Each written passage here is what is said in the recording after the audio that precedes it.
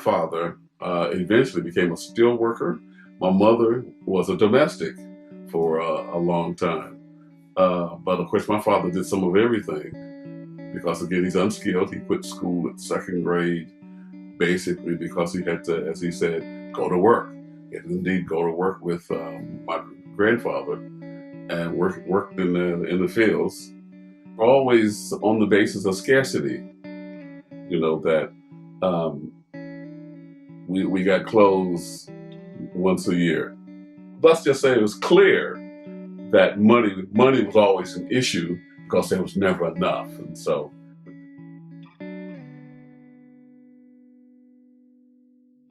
I grew up in Dallas, Texas, right here in Oak Cliff. That's my hood.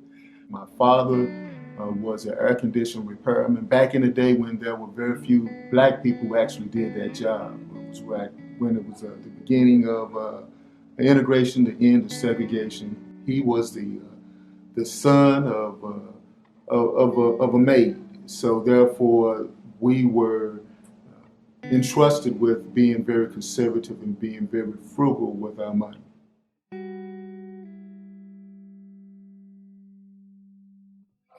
Money was always an issue in our family because I grew up poor in a public housing project. So you can well imagine we didn't have much. And so money was always an issue, especially with 6 kids and trying to take care of them and make ends meet, and especially with my father not working consistently and my mom having 2, 3, and 4 jobs to help pull it all together. We have a long sordid history in this country that unfortunately has us as a people behind a lot. And so we have a lot of catching up to do.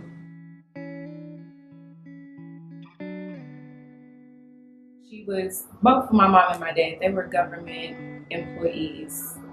And, that's where I learned about budgeting is from them.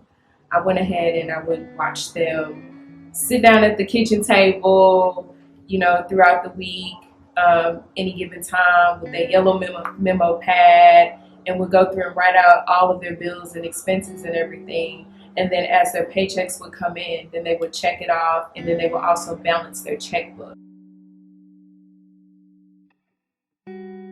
Like the way that we grew up in my neighborhood, like the average household income was probably somewhere between 10 to 25,000, right? So in my household, money, the way that in which people in my neighborhood use money or talked about money, it was more so an object that they used to pay bills. Anything outside of that, money wasn't discussed. If it wasn't about bills, it wasn't about anything. A very impoverished community, very impoverished background, and financial literacy was the last thing on people's minds because they were just trying to survive. So.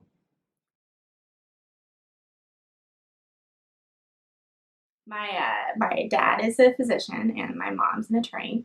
At a certain age, I started to sort of have questions about, well, I've taken all of this for granted my entire life. I knew that I had a safety net.